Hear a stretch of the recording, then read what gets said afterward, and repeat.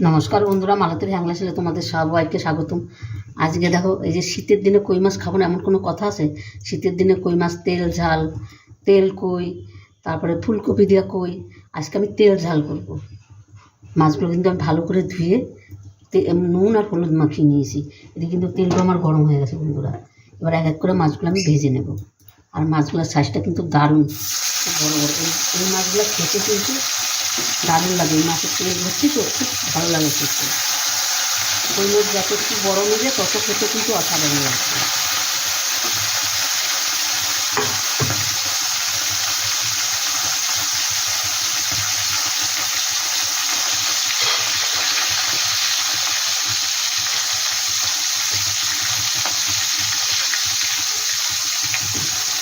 আর কই মাছগুলো কিন্তু যদি কড়া করে ভাজো খেতে কিন্তু একদমই ভালো লাগবে না। ওই জন্যে হালকা ভেজে নেবে, চালিয়ে খেতে হয়।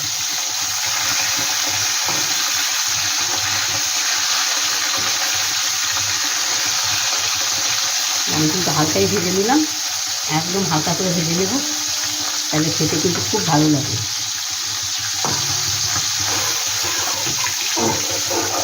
আমি নামিয়ে দিচ্ছি।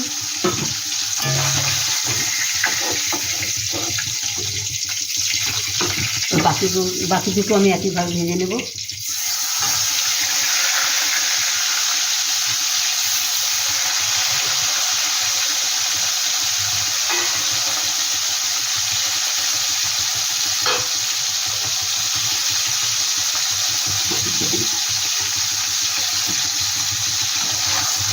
একটু পরে উল্টাবো।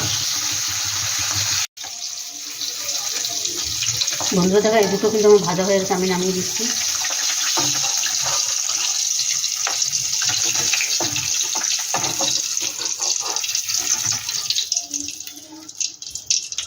আর ঝাল তেলে কিন্তু আমি একটু আলু দেবো।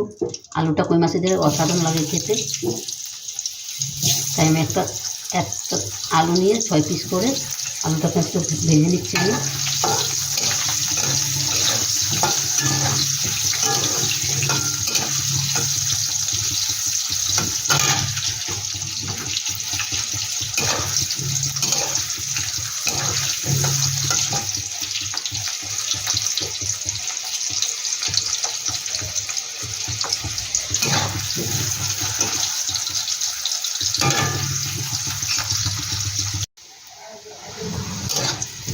বন্ধুরা দেখো, আলুটা কিন্তু ভাজা হয়ে গেছে। আলুটা আমি আর নামাবো না, এখানে আমি কিছু কালো জিরা ফোড়ন দিয়ে দিচ্ছি।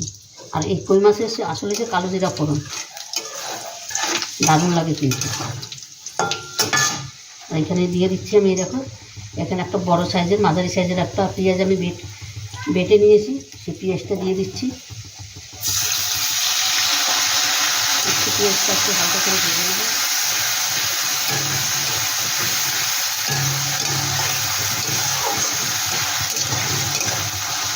এখানে যে কাঁচা লঙ্কা আর আদা বাটা, সেটা আমি দিয়ে দিলাম।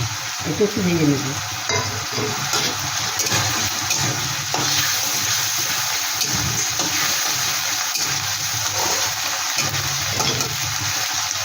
তারপরে দিয়ে দিচ্ছি, দেখো, হলুদ গুঁড়ো, জিরার গুঁড়ো, ধনিয়ার গুঁড়ো, কাশ্মীরি লঙ্কার গুঁড়ো আর স্বাদ মতন লবণ। এটা আমি একসাথেই দিয়ে দিলাম। এটা দিয়ে একটু ভালো করে কষিয়ে নিই।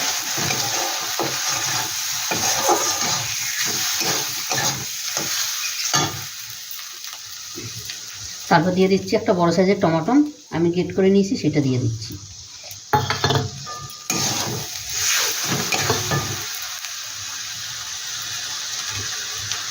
এবার মশলা দেওয়া বাটিটা দিয়ে একটু জল দিয়ে দিচ্ছি। এবার আমি মশলাটা কিন্তু খুব সুন্দর করে কষিয়ে নিই। আর এটা কিন্তু চটপটেই রান্না হয়ে যায়, এমন কিছু রান্না কঠিন না, তাড়াতাড়ি কিন্তু হয়ে যায় রান্নাটা। বন্ধুরা, মশলাটা দেখো খুব সুন্দর করে কষানো হয়ে গেছে, আর বেশ তেল ছেড়ে দিয়েছে। আর আমার আলুটাও কিন্তু অনেকটা সিদ্ধও হয়ে গেছে। আলুটা কিন্তু অনেকটা সিদ্ধ হয়ে গেছে। এবার এখানে আমি মাছটা দিয়ে একটু কষিয়ে নিই। মাছটা দিয়ে একটু কষিয়ে নিই। এটা হচ্ছে আমার মায়ের হাতের রান্না। আমার মা বেশ এরকমভাবে তৈরি করতো, আর খেতে এত দারুণ লাগতো, মানে কী বলবো, অসাধারণ লাগতো কিন্তু। মাছটা দিয়ে যেটাকে বলে সাতলানো, আমি তো একটু হালকা ভেজে নিয়েছি, দারুণ লাগে, কিন্তু ওই সাতলানো মাছের খেতেও অসাধারণ লাগে। এবার আমি জল দিয়ে দেবো। এটা খুব একটা জল দেব না, এটা একটু মাখো মাখো টাইপের রান্না করব।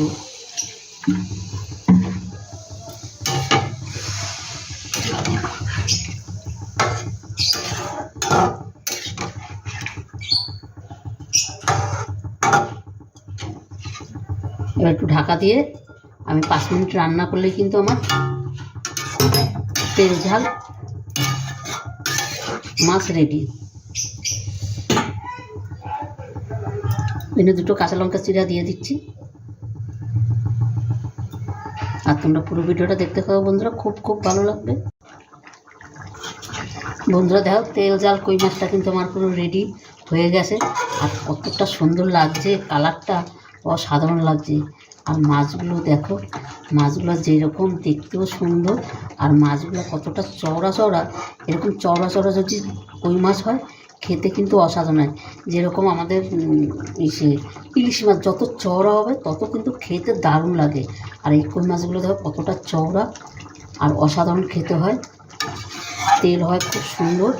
আর এইভাবে একবার তেল ঝাল কই মাছ বানিয়ে খেয়ে দেখবে, দারুণ দারুণ। এই রেসিপিটা একবার করে দেখবে বন্ধুরা, 100তে 100 গ্যারান্টি, অসাধারণ একটা রেসিপি। বন্ধুরা রেসিপিটা কেমন লাগলো তোমরা লাইক কমেন্ট শেয়ার করবে, বেশি বেশি করে শেয়ার করবে। রেসিপিটা ভালো লাগলে প্লিজ প্লিজ আমার চ্যানেলটা একটা সাবস্ক্রাইব করে দেবে।